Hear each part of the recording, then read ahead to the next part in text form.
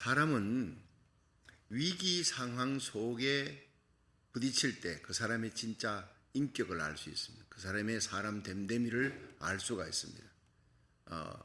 어려운 상황에 직면하면 본능적으로 나 자신, 자기 살기 위해서 본능적으로 자기 중심으로 행하는 사람이 있습니다. 그런데 이 본능을 뛰어넘어서 다른 사람을 살리고 자기가 희생하는 그런 사람들이 있습니다. 순금인지 도금인지 그것은 500도 되는 불 속에 넣어야 합니다. 근데 평상시는요, 도금이 더 반짝거립니다. 순금보다. 500도 되는 불 속에 집어넣으면요, 순금과 도금이 판결이 납니다. 도금은 한 1000도쯤 들어가면 딱 벗겨집니다. 반짝반짝거리는 이 금이 벗겨지고 속에 쇠붙이가 나오지만 순금은 절대 벗겨지지 않습니다. 3000도 되는 불 속에 넣어도요, 벗겨지지 않습니다. 녹을지언정 벗겨지지 않습니다. 겉과 속이 똑같습니다. 여러분, 바람이 불 때 알곡과 가라지를 갈라내 키질을 하면 알곡은 주인 품으로 들어옵니다. 가라지는 날아가 버립니다. 세상의 역경과 환란의 바람이 불 때 성도들은 하나님의 성전으로 더 달려옵니다. 주님의 품으로 뛰어들어갑니다. 그러나 가짜는 사람 찾아갑니다. 세상을 향해 날아가 버리는 겁니다. 지난 8월 15일 날 이 탈레반이 결국 아프가니스탄 카불을 점령했습니다. 대통령궁을 장악했습니다. 아프간 정부가 공식적으로 항복을 선언했습니다. 아프간 대통령궁이 적의 손에 넘어갈 때 수많은 백성들이 죽게 되는 그 위기에 처해 있을 때 당시 대통령 아슈타프 간이 72세입니다. 이분은 부인과 참모들 데리고 급히 헬기장으로 갔어요. 그리고는 아랍에미리트로 날아갔어요. 망명했습니다. 피난 갔습니다. 그때 차량 4대가 따라갔는데 그 차량 4대 달러가 현금이 가득가득 실은 이 차량 4대를 싣고 헬기장으로 갔어요. 그 모두 1억 6,900만 달러예요. 1억 6,900만 달러를 실은 차량 4대를 갖고 그 헬기장으로 가서 싣다 못 싣고 나머지 못 싣는 것은 다 헬기장에 다 활주로에 뿌려버리고 그냥 가버린 거예요. 얼마나 요즘 비난을 받고 있는지 모릅니다. 저는 이 아프간 대통령의 기사를 보면서 타이타닉호의 선장 에드워드 스미스 선장이 생각이 났어요. 그는 타이타닉호가 침몰될 때, 빙산에 부딪혀 침몰될 때 모든 승무원과 승객들을 다 그냥 탈출하도록 최선을 다해서 남을 살립니다. 그리고는 마지막에 자신은 구명정에 타지 않았어요. 물이 차오르는 그 조타실에서 끝까지 배의 키를 잡고 선장으로 배의 책임자로서 장엄하게 죽음을 맞이하는 겁니다. 정말 위대한 죽음. 다른 사람 다 살릴 수 있도록 하고 자기는 죽는 거예요. 그 배와 함께. 지금도 그 스미스 선장의 고향인 영국 스태포드시어에 가면은 그 선장 기념에는 위대한 선장, 자랑스러운 이 고향 출신의 선장이다. 동상을 세워놓고 모두가 자랑스럽게 여긴다는 거예요. 지도자의 지도자다움은 마지막 위기의 순간에 나타납니다. 성도의 성도다움은 역경과 고난의 환경 속에서 진짜 신자와 가짜 신자가 드러난다는 겁니다. 오늘 이 본문 시편 142편에 보면 다윗이 위기의 때를 맞이했습니다. 그때 하나님께서 자기를 건져주신 것을 노래한 거예요. 이 배경이 사무엘상 24장에 사울이 3,000명의 군사를 거느리고 다윗이 엔게디 골짜기 거기 굴 속에 있다. 황무지에 있다. 누가 고발을 했어요. 현상금이 붙은 다윗이니까. 그래서 그 소식을 듣고 3,000명의 군사를 끌고 이 다윗의 군대를 치려고 다윗이 그때 한 600명 자기를 찾아온 그 세상에 버림받은 원통한 자, 빚진 자, 환난당한 자 이 사람들이 한 600명 그들이 다윗의 호위병이 됩니다. 함께 기가하는 그들과 함께 굴속을 전전하면서 숨어 있는데 이잡듯이 뒤지면서 잡으려고 오는 거예요. 위기 절박한 그 순간 속에서 하나님께 기도합니다. 하나님께서 살려주시고 새 생명 주신 것, 하나님의 은혜를 찬송하는 노래. 오늘 그 노래 가운데 시편 142편에 하나님은 어떤 하나님인가, 다윗이 노래한 그 하나님을 살펴보면서 은혜 받는 시간 되기를 주의 이름으로 축원합니다. 첫 번째로 다윗은 오직 하나님만이 나를 아십니다. 이렇게 고백하는 거예요. 자, 시편 142편 3절을 한번 같이 읽어보겠습니다. 시작. 내 심령이 속에서 상할 때에도 주께서 내 길을 아셨나이다. 나의 행하는 길에 저희가 나를 잡으려고 올무를 숨겼나이다. 여러분, 여기에서 내 심령이 속에서 상할 때에도 주께서 내 길을 아셨습니다. 이렇게 고백하는데, 여기 상했다는 것은 아타프라는 히브리어로, 이 아타프는 무엇이냐? 내 영혼이 절망할 때도 천으로 뒤집어 씌웠다는 거예요. 두꺼운 천으로 뒤집어 씌워버리니까 캄캄한 거예요. 사방을 둘러봐도 아무것도 보이지 않아요. 어디로 가야 될지 모르겠어요. 이제는 죽음이 절박한 상황 속에, 위기 절박한 상황입니다. 내 영혼이 절망할 때에도 주께서 내 길을 아셨나이다. 그래도 주님은 나를 아셨습니다. 하나님이 나를 기억하시고 나를 버리지 않았다는 얘기예요. 기가 막힌 얘기 아닙니까? 욥기 23장 10절에 보면 나의 가는 길을 오직 그가 아시나니 그가 나를 단련하신 후에 내가 정금같이 나오리라. 여러분, 하나님께서 나를 아신다고요. 내 길을 압니다. 그리고 나를 그 고난과 역경 속에 연단한 후에 정금같이 세우려고 나를 이 고난의 길을 걷게 하셨다. 욥이 고백하는데, 요셉도 마찬가지. 17세의 소년이 형들에게 팔려서 미움을 받고 죽게 생겼습니다. 유다 때문에 다시 삽니다만 이스마엘 장사꾼에게 팔려서 애굽 땅에 종으로 가는 거예요. 자, 종으로 가서 보디발 장군 집에 총으로 있다가 보디발 장군의 아내의 유혹을 물리쳤는데 또 감옥으로 억울하게 성추행범으로 몰려서 감옥으로 들어가는 거예요. 기가 막힌 요셉의 일생입니다. 그러나 그가 거기서 13년의 연단을 잘 견딥니다. 하나님을 의지하고 나를 아시는 하나님, 나에게 해와 달과 11별이 나에게 절하는 꿈을 주었던, 형제들의 볕단이 내게 절하는 꿈을 주었던 그 비전, 꿈 반드시 이루어집니다. 난 하나님을 믿습니다. 하나님을 소망하며 끝까지 인내합니다. 마침내 30세가 되는 날, 어제의 감옥에 있던 요셉이 오늘의 총리의 자리에 올라가는 거예요. 바로왕이 꿈을 꾸고 요셉이 그 앞에 서게 되고 총리가 되는 날이 하루아침에 일어나는 거예요.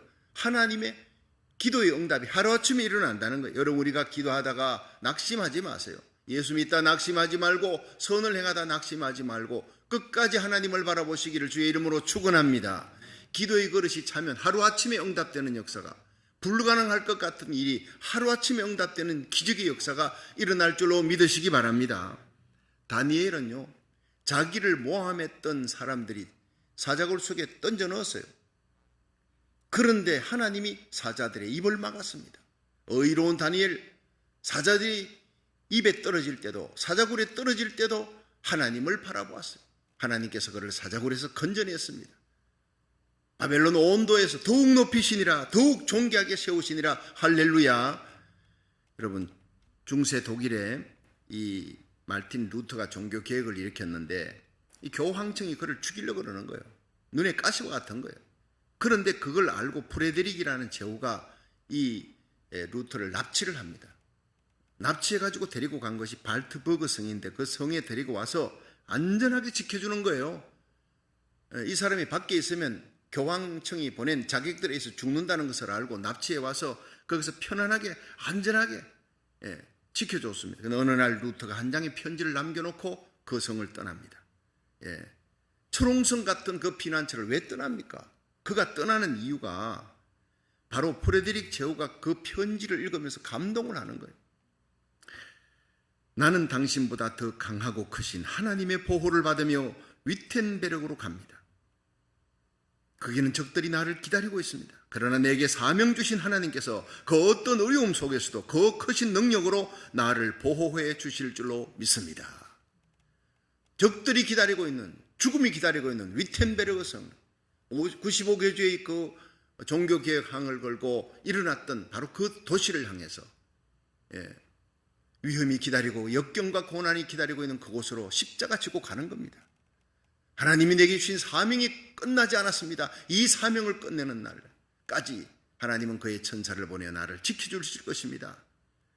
여러분, 사람을 의지 않는 이 말틴 루터 얼마나 위대합니까? 다윗처럼 루터처럼 아무리 어려운 상황에서도 하나님을 의지하는 저와 여러분이 되기를 주의 이름으로 축원합니다. 시편 91편 보세요. 하루 3끼 밥 먹을 때 이 시편 91편을 꼭 읽으십시오. 영의 양식입니다. 지금 이때 코로나 팬데믹이 전 세계에 창궐하고 미국은 인종 혐오 범죄로 여러분 아시안들이 어디가 우리 자녀들이 뭔 일을 당할지 모르는 위험 속에 있을 때 하나님은 여러분 변종 코로나 바이러스 현재 코로나 바이러스보다 더 무서운 게 지금 계속 나오고 있잖아요. 그런데 시편 91편은요. 내가 여호와를 가리켜 말하기를 여호와는 나의 피난처요 나의 요새요 내가 의지할 하나님입니다. 그렇게 하나님 앞에 믿고 의지하고 예배드리고 기도하는 자를 하나님은 새 사냥꾼의 올무에서 건져주시리라. 극한 연병에서 건져주시리라. 할렐루야. 극한 연병에서 어떻게 이 시대를 알고 창궐에 있는 이 전염병에서 하나님이 건져주시리라. 하나님이 그 날개 그늘 아래 너희를 품어주시리라. 방패가 되어주시리라. 지켜주시리라. 천인이 내 옆에 만인이 내 우편에 엎드러지나 이 재앙이 너희에게 가까이 하지 못하도록 지켜주시리라. 믿으시길 바랍니다. 여러분 시편 91편 14절은 결정적으로 저가 나를 사랑한 적 내가 저를 건지리라. 저가 내 이름을 안 적 내가 너를 높이리라. 여러분 하나님을 사랑한 적 이게 뭡니까? 아무리 어렵고 힘든 상황에도 하나님의 성전에 하나님 앞에 예배 드리러 오는 거예요. 하나님이 제일 기뻐하는 이 예배에 집중하는 하나님이 건져주십니다. 어떤 어려운 상황에서도 저가 나를 사랑한 적 내가 너를 건지리라. 저가 내 이름을 안 적 내가 너를 높이리라. 우리는 생활 속에서 하나님을 부인하지 않는 삶 속에서 하나님을 시인하는 삶을 살아갈 수 있기를 주의 이름으로 축원합니다. 우리가 하나님만 바라보고 하나님 앞에 예배드리고 가정 예배드리고 1000번째 새벽기도 온라인 예배드리고 거기에 참여하셔서 하나님 앞에 예배드리십시오. 다윗이 하나님 앞에 오르단의 타작마당 예배드리러 올라가 화목제 번제를 드리니 하늘에 불이 떨어지고 하루에 7만 명이 죽는 그 엄청난 전염병이 하루아침에 끝나버리는 거예요. 그 번제단에 불이 떨어지니까 여러분 이 땅의 모든 재앙이 우리가 예배 드릴 때 해결될 줄로 믿으시기를 바랍니다. 하나님은 나를 아십니다. 우리의 모든 형편을 아시는 하나님이래. 자, 두 번째, 다윗은 오직 하나님만이 우리를 돌보시는 분입니다. 이렇게 고백합니다. 자, 시편 142편 4절을 한번 읽어보겠습니다. 4절 시작. 내 우편을 살펴보소서. 나를 아는 자도 없고 피난처도 없고 내 영혼을 돌아보는 자도 없나이다. 아멘. 자, 다윗은 자기 주위를 아무리 둘러봐도 피할 곳도 없고 나를 도와줄 사람도 없다. 내 영혼을 돌보는 자가 없다. 참 이상한 얘기. 이때 엔게디 굴속에 도망갈 때 이 사울의 군대가 이제 시시각각 쳐들어올 때 3,000명의 군사를 끌고 올 때 다윗에게는 600명의 군사가 있었어요. 자기를 찾아온 600명의 호위병들이 있었다고요. 그런데 아무리 둘러봐도 나를 돌볼 자가 없다는 말이 뭐냐?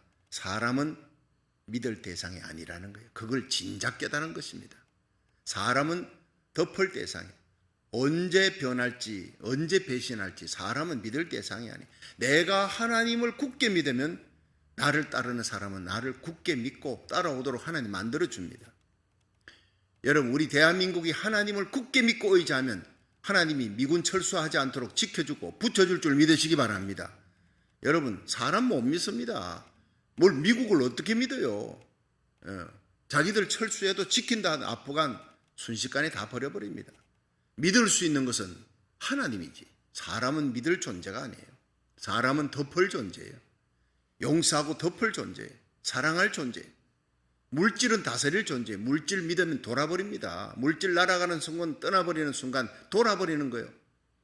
여러분 한번 따라합시다. 사람은 덮을 대상, 물질은 다스릴 대상, 하나님은 믿을 대상.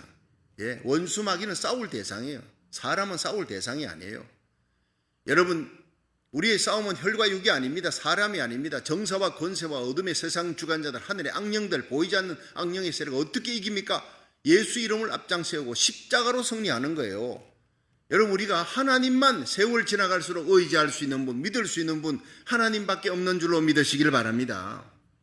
아프간에서 20년간 주둔했던 미군이 철수를 시작했어요. 철수가 끝나지도 않았어요. 8월 말까지 철수한다니, 이 철수가 끝나기도 전에 그냥 8월 15일 날 아프간 수도 카불이 탈레반에 다 점령당했어요. 대통령도 도망가 버렸어요. 그 땅에는 온몸을 가리우는 이 부르카라고 하는 옷을 입어야 되는데 이 옷이 지금 동이 나버렸어요. 이 옷을 안 입은 사람들은 탈레반들이 다 죽여버려요. 그 여자들이. 인권도 없습니다. 여자도 없습니다. 그런 여자를 이 탈레반들이 부르카 옷을 안 입었다고 총살시키는 장면들이 동영상으로 제게 오는 거예요. 집집마다 수색을 합니다. 미군에게 협조한 사람 찾아내라. 크리스찬들 찾아내라. 여러분, 크리스찬들이 절대절명의 위기 속에 빠져들어가 있습니다. 수많은 선교사들이 잡혀서 죽는 장면이 동영상으로 날아옵니다. 보면서 얼마나 기가 막힌지 모르겠어요. 어느 선교사는 가족들이 무사히 카불 공항, 국제공항 모든 도로는 다 차단됐어요. 그러니까 카불 국제공항에 가서 그 공항에서 비행기 타는, 미군 비행기 타는 것만이 사는 길이다. 거기까지 가는데 탈레반을 만나지 않도록 무사히 그곳까지만 갈 수 있도록 제발 1분간만이라도 여러분 우리를 위해 기도해 주십시오. 이 땅에 남아있는 선교사를 위해 기도해 주십시오. 죽을 수밖에 없는 상황에 놓여 있는 크리스찬들을 위해 370만 명의 크리스찬들이 남아있어요. 그들을 위해 기도해 주십시오. 절박하게 눈물 흘리면서 동영상이, 선교사의 동영상이 나라 2번, 3번 보면서 나도 함께 눈물을 흘렸습니다. 여러분, 지금은 그들을 위해 기도할 때 진정 아프간의 선교사와 크리스찬들을 누가 돌아보겠습니까? 누가? 대통령도 버렸어요. 국가의 지도자도 버렸어요. 미군도 버렸습니다. 오직 하나님만이 그들을 지켜줄 수 있는 유일한 분인 줄로 믿으시기를 바랍니다. 사실 지난 20년간 미국은 아프간을 지키기 위해서 그 탈레반들 테러리스트를 막고 아프간을 지키기 위해 빈라덴 잡겠다고 갔지만 사실 아프간에 계속 탈레반들이 있으니까 그들을 완전히 뿌리채 뽑겠다고 20년을 전쟁했습니다. 근데 그들을 지키기 위해 탈레반으로부터 아프간 보호하기 위해서 2조 4천억 불을 지원했어요. 어마어마합니다. 달러로 2조 4천억 불이 지원돼 무기도 사주고 경제도 지원하고 했는데 아프간 정부가 너무너무 부패한 거, 이것이 결국에는 미군 철수의 시작입니다. 아프간 정부가 부패해서 월남의 그 멸망 직전, 월남 사이공 패망 직전에 일어났던 것처럼 미국이 원조했던 무기를 월남에서 전부 다 베트콩한테 다 팔아넘겨요. 너무나 정권이 부패하니까 똑같은 일이 벌어졌어요. 아프간의 관리, 고위 정부의 관리들이 미국에서 주는 그 돈을 가지고 전부 다 뒤로 빼돌렸어요. 탈레반한테 줘버리고 무기도 줘버리고, 그리고 그 돈과 무기를 가지고 미군을 공격하는 거예요. 그래서 아프간 정부에 줬던 그 모든 것들이 결국에는 탈레반으로 넘어가서 미군을 공격하는 것을 미국이 알고 고민을 시작하는 거예요. 그리고 미군과 아프간은 무슨 공동 협작으로 무슨 군사작전을 못합니다. 왜냐하면 그 고위 관리들 속에 탈레반과 연결된 스파이들이 너무 많아. 얘기하면 다 들어가 버리는 거예요. 오히려 당하는 거예요. 그리고 중요한 것은 아프간 국민들입니다. 정부도 부패했지만 국민들이 배신을 한 거예요. 탈레반 반군들이요, 주민들 속에, 선량한 주민들 속에 섞여갖고 그들하고 옷으로 변장하고 있다가 미군이 지나가면 갑자기 옷 속에 있던 그냥 총을 끄집어내서 죽이고 도망가고 이런 일이 허다히 일어나는 거예요. 그런데 문제는 누가 탈레반인지 누가 선량한 시민인지 알 수가 없는데 그 시민들이 탈레반을 숨겨줬다는 거예요. 지켜주고 숨겨줬다는 거예요. 월남 패망 때도 그랬잖아요. 베트콩을 월남 사람들이 돌봐주고 지켜주고, 그러니까 월남을 미군이 철수할 수밖에 없어요. 똑같은 일이 벌어진 거예요. 똑같은 일이. 정부가 부패했습니다. 무능합니다.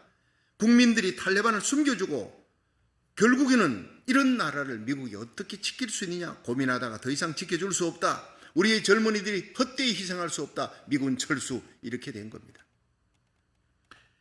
자기 나라를 자국민이 지키고자 하는 의지가 없는데 미국은 더 이상 지켜줄 수 없다는 겁니다. 그렇습니다. 믿을 수 없는 지도자 못 믿습니다. 정치가 못 믿습니다. 믿을 수 없는 국민입니다. 믿을 수 없는 미국입니다. 자국민들이 그러는데 우리가 왜 도와주고 지켜줘야 되느냐? 왜 젊은이들이 죽어요? 마땅하지요. 철수입니다. 결국 아프간은 바로 멸망해버리는 겁니다. 저는 새벽 기도회 때 우리 고국 대한민국을 바라보면 아프간과 월남 패망 직전의 때와 너무나 흡사하게 걸어가고 있는 그 모습을 봅니다. 목사님과 대화를 해도 방법이 없대. 이제는 너무나 심각한데 방법이 없습니다. 기도밖에 없습니다. 눈물로 기도합니다. 그래서 제가 하나님 어떻게 하면 좋습니까? 우리 고국을 지킬 수 있는 것은 대통령도 정치인도 아닙니다. 군인들도 아닙니다. 미군도 아닙니다. 한국에서 미군 철수하라 그럽니다. 미국에서도 미군 철수할 때가 됐다 그럽니다. 백성들도 아닙니다. 하나님, 우리 고국을 하나님이 돌봐주시옵소서. 새벽에 엎드리는데 그렇게 눈물이 쏟아지네요. 그런데 제 마음속에 대한민국은 결코 하나님이 버릴 수 없는 4가지 이유를 하나님이 마음속에 주시는 거예요. 첫째는 순교자의 흘린 피가 있습니다. 아프간과 월남에는 순교자의 흘린 피가 없습니다. 우리 고국 대한민국은 여러분 일제강점기에 6.25 전쟁에 얼마나 많은 순교자의 피가 흘렸는지, 그 순교자의 흘린 피가 있습니다. 하나님께 호소하는 피의 호소가 있습니다. 두 번째가 살아있는 순교자들, 지금도 하나님 앞에 깨어 기도하며, 우리가 1000번째 나라 살리기 기도할 때 15개국에 특별히 한국의 곳곳에서 주의 종과 성도들이 들어와 함께 기도합니다. 목사님의 말씀이 다 맞습니다. 우리 대한민국의 소망은 하나님밖에 없습니다. 너무나 위기절박한 상황이지만 하나님께 기도하는 길밖에 없습니다 하고 함께 기도합니다. 예레미야 같이 눈물의 기도의 종들이 많습니다. 살아있는 순교자들이. 세 번째, 다니엘처럼 이방 땅에 디아스포라로 와 있는 이민자들이 미국과 호주 세계 곳곳에 한국의 어려움을 보고 고국 땅을 향해, 여러분 한인교회는 세워지면서 새벽 기도를 시작합니다. 여러분 미국 교회 아무리 큰 교회라도 윌로그룹 커뮤니티 철치, 세델백 교회 수만 명이 모여도 새벽 기도하지 않습니다.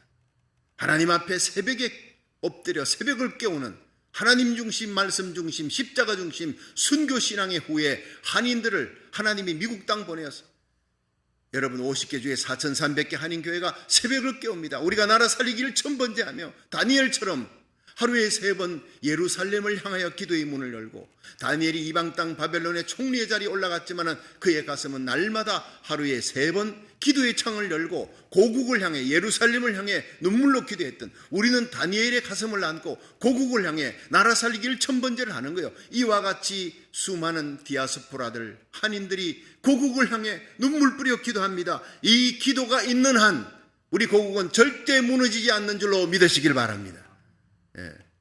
우리 한국을 향해 이렇게 기도하는 디아스포라들이 월남은 없었어요. 아프간은 없었어요.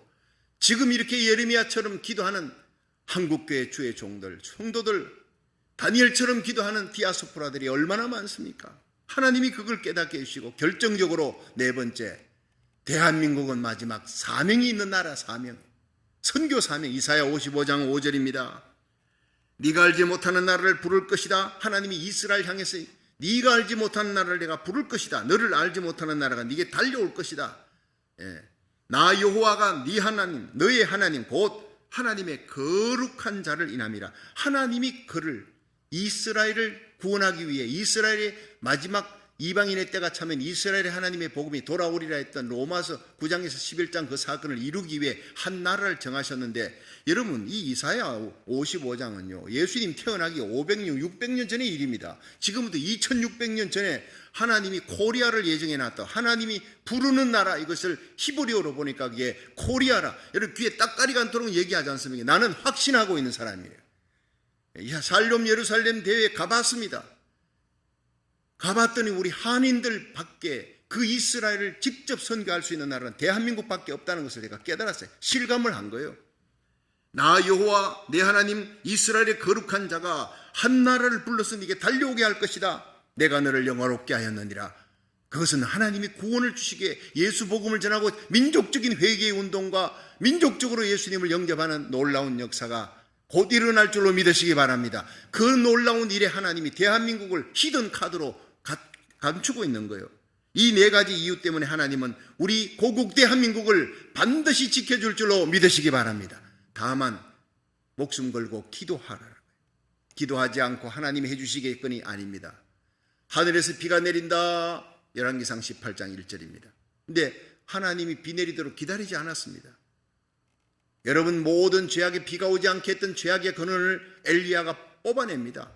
갈멜산에서 영전하고 그 모든 죄악의 근원이 450명의 바알 신상 섬기는 무리를 기손 강가에 데려가서 다 죽여버려 죄악의 근본을 뿌리채 뽑아야 합니다. 회개가 일어나야 됩니다. 민족적인 회개가. 그리고 갈멜산에 올라가 7번을 여러분 무릎 사이를 얼굴을 파묻는 기도가 어떤 기도인지 아십니까? 여러분 집에 가서 한번 흉내라도 내보세요. 못합니다. 그건 간절한 기도, 하나님을 향해 불태전의 기도, 목숨을 거는 기도, 이런 기도를 통해 막혔던 하늘에 축복의 장마비가 쏟아져 내렸다는 거예요. 여러분, 대한민국에 놀라운 축복과 대부흥의 역사는 목숨을 건 중보기도 때문에 일어날 줄로 믿으시기 바랍니다. 기도하지 아니하면 그 고난과 역경은 점점 더 심해지고 더 길어지는 거예요. 우리가 기도하는 만큼 우리 고국은, 미국은 회복의 역사가 일어나고 요한계시록 7장의 대부흥의 역사가 기도하는 만큼 일어날 줄로 믿으시길 바랍니다. 너희는 먼저 그 나라와 그 의를 구하라 그랬어요. 우리가 하나님 앞에 이렇게 목숨을 걸고 예배드리고 1000번째 기도하면 우리에게 필요한 물질, 건강, 존귀함, 우리 자녀들 하나님이 다 지켜주고 축복해 주시고 사업장도 번영하게, 더 많은 선교사 파송하게 할 줄로 믿으시길 바랍니다. 그러므로 기도하라는 거예요. 한 사람의 기도, 예레미야 5장 1절에 하나님이 예레미야를 향해 너 빨리 예루살렘 성읍을 달려라. 그 넓은 거리에서 찾아보고 알라. 거기서 공의를 행하며 진리를 행하며 눈물뿌리 하나님 앞에 그 예루살렘을 위해 기도하는 한 사람이 있느냐? 그 한 사람을 내가 찾으면 그 성의 30만 명의 죄악을 다 용서해 주겠다. 심판하겠다는 진노를 내가 거두어 주겠다 그랬어요. 여러분, 세상이 죄악이 창궐한 거, 우리 고국이 죄악이 창궐한 거 보지 마세요. 우리가 하나님 앞에 예레미야처럼 눈물 뿌려 기도하면 내 고국도 미국도 내게 속한 자들도 살려줄 줄로 믿으시길 바랍니다. 그렇습니다.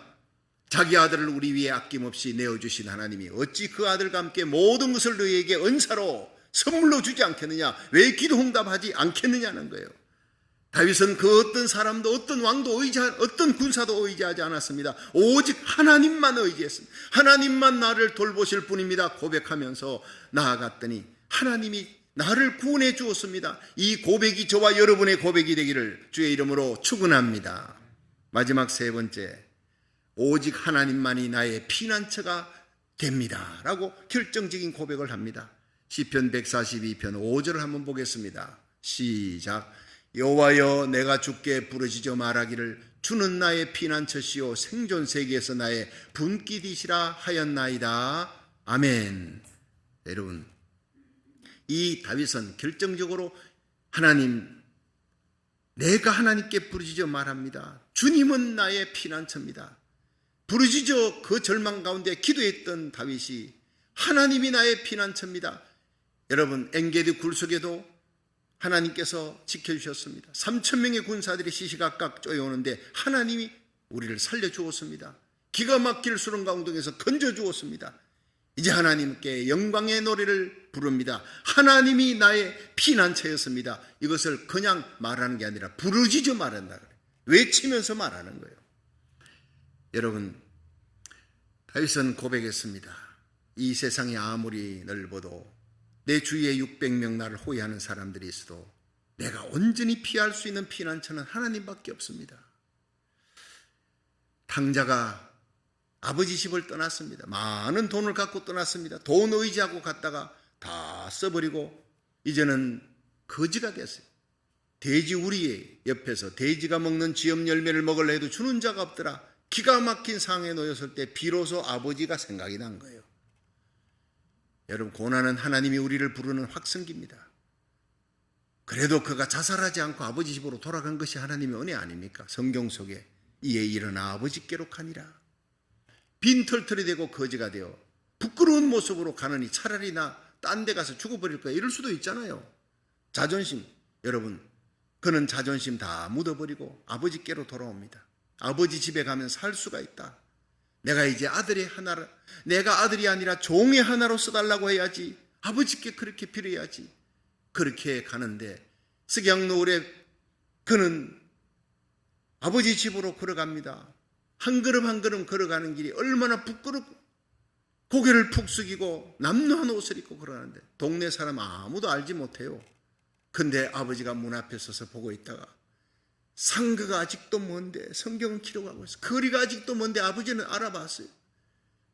아버지는 그 탕자가 나간 그날부터 집 밖에서 나서 하루 종일 그 탕자가 돌아온다. 분명히 내 아들은 돌아온다. 경험도 없는 녀석이 돈 갖고 가서 다 써버리고 거짓골이 돼요. 그래도 내게 돌아오기만 해달라. 살았으면 돌아와 달라. 기다리는 아버지 모습. 그게 하나님 아버지. 비틀걸음으로 오는 그 아들이 황혼역에 오는 것이. 동네 사람들은 상거진 줄 알지만 아버지는 아들이 돌아왔다. 달려가서 끌어안고. 아버지, 난 아버지 아들이 아니에요. 불순종하고 못된 일을 하고 아버지 돈 다 써버렸어요. 품꾼이 하나로 써주세요. 종으로 살겠습니다. 먹을 것만 주세요. 입을 맞춥니다. And kissed him very much. 말하지 말라. 내게 돌아온 것만으로 내게 기쁩니다. 그것이 복음입니다. 우리가 아무리 만신장이 되어도 하나님 품으로 돌아가면 삽니다. 수고하고 무거운 짐진 자들아 다 내게로 오라. 내가 너희를 쉬게 하리라. 오늘도 두 팔 벌리고 여러분 죄짐, 질병의 짐, 인생고의 짐에 허덕이는 우리들 모든 죄를 용서해 주시기 위해 십자가 피 흘리신 예수님의 품으로 모든 질병을 갖고 주님 앞에 오세요. 예수님이 채찍에 맞음으로 나음을 입었어요. 고쳐줍니다. 용서해 줍니다. 하나님 우리에게 필요한 모든 것 채워줍니다. 죽었던 아들이 살아 돌아왔다. 송아지 잡아라. 잔치합니다. 좋은 옷을 입혀라. 의의 옷을 입혀줍니다. 가락지를 끼워라. 아들의 신분입니다. 신분을 회복시켜 왕같은 제상 만들어줍니다. 아버지 품으로 돌아오면 온갖 좋은 것이 기다리고 있는 줄로 믿으시기 바랍니다. 2002년 월드컵 경기 때 한국과 포르투갈, 이 포르투갈이 축구 강국입니다. 이 포르투갈하고 우리 한국이 어떻게 이기겠습니까? 그런데 그 경기에서 천금 같은 이 골을 넣은 박지성입니다. 박지성 선수. 박지성 선수가 그때까지 경기를 제대로 풀어나가지 못했어요. 그런데 그가 골을 하나 넣고 카메라 앞으로 달려가, 어떤 선수는 막 카메라 앞에다 나가서 춤추기도 하고 관중들 향해서 환호하기도 하고 별별 세레모니를 하는데, 이 박지성 선수는요 막 세레모니 없이 막 손살같이 달려가는, 누구에게? 달려가서 히딩크 감독의 품에 안깁니다. 그게 카메라에 막 클로즈업 되는 거예요. 히딩크 감독 앞에. 끝까지 나를 믿어줘서 감사합니다. 그래, 잘했다. 너 정말 큰일 했다. 그 장면이, 이 박지성 선수 경기 끝나고 난 다음에 히딩크가 유럽으로 데려갔습니다. 유럽으로. 그리고 세계적인 선수로 만들었어요. 히딩크가 그렇게 만든 거예요. 박지성을. 자기 품에 안긴 박지성을 그렇게 높여준 겁니다. 당시에 황선홍 선수가 있었습니다. 여러분 기억날지 모르겠지만 이 황선홍 선수가 사실은 박지성보다 실력이 뛰어났다고 평가하고 있습니다. 아주 대단한 스트라이커입니다. 최고의 스트라이커예요. 그런데 당시 황선홍 선수가 이제 폴란드와 경기를 하는데, 이 폴란드 경기에서 선제골을 넣은 사람이 황선홍이에요. 그러면 얼마나 기뻤는지 히딩크 감독이 일어나가지고 쫙 두 팔을 벌렸는데, 히딩크한테로 가지 않고 히딩크 옆에 있는 코치한테, 박항서 코치 품에 달려가서 황선홍이 안기버린 거예요. 그런데 훗날 언론사에 얘기했습니다. 이 황선홍 선수가 평생에 내가 후회하는 일이 하나 있습니다. 그것은 그때 내가 선제골을 내었을 때 자신을 향해 두 팔을 벌린 그 히딩크 감독의 품에 뛰어들었다면 나도 박지성 선수처럼 이 히딩크가 키워줬을 텐데, 내가 코치의 품에 뛰어들어서 내가 선택을 잘못했어. 여러분, 누구의 품에 안겼느냐가 그 사람의 인생의 성패를 좌우한다는 말입니다. 우리 인생의 감독관 되신 예수님 지금도 두 팔 벌리고 내 품에 오느라 주님께서 기다리고 계십니다. 예배는 주님의 품에 뛰어드는 순간인 줄로 믿으시길 바랍니다. 가정 예배를 회복하세요. 1000번째 새벽 예배를, 온라인 예배라도 회복하십시오. 그 예배에 주님의 품에 뛰어드는 거예요. 여러분, 우리가 주님의 품에 뛰어들 때 하늘과 땅의 모든 권세를 지신 예수님께서 우리의 모든 죄를 사하시고 우리의 모든 병을 고치시고 우리의 젊음과 청춘을 독수리같이 새롭게 할 줄로 믿으시길 바랍니다. 모든 문제를 해결하시는 분이 바로 우리 주님의 품에 뛰어들 때 주님이 해결해 주신다는 거예요. 저와 여러분을, 우리의 자녀들을 존귀하게 우리 교회를 세워주실 거예요. 이사야 55장 22절에 내 짐을 여호와께 맡겨버려라. 너를 붙드시고 의인의 요동함을 영영히 허락지 아니하시니라.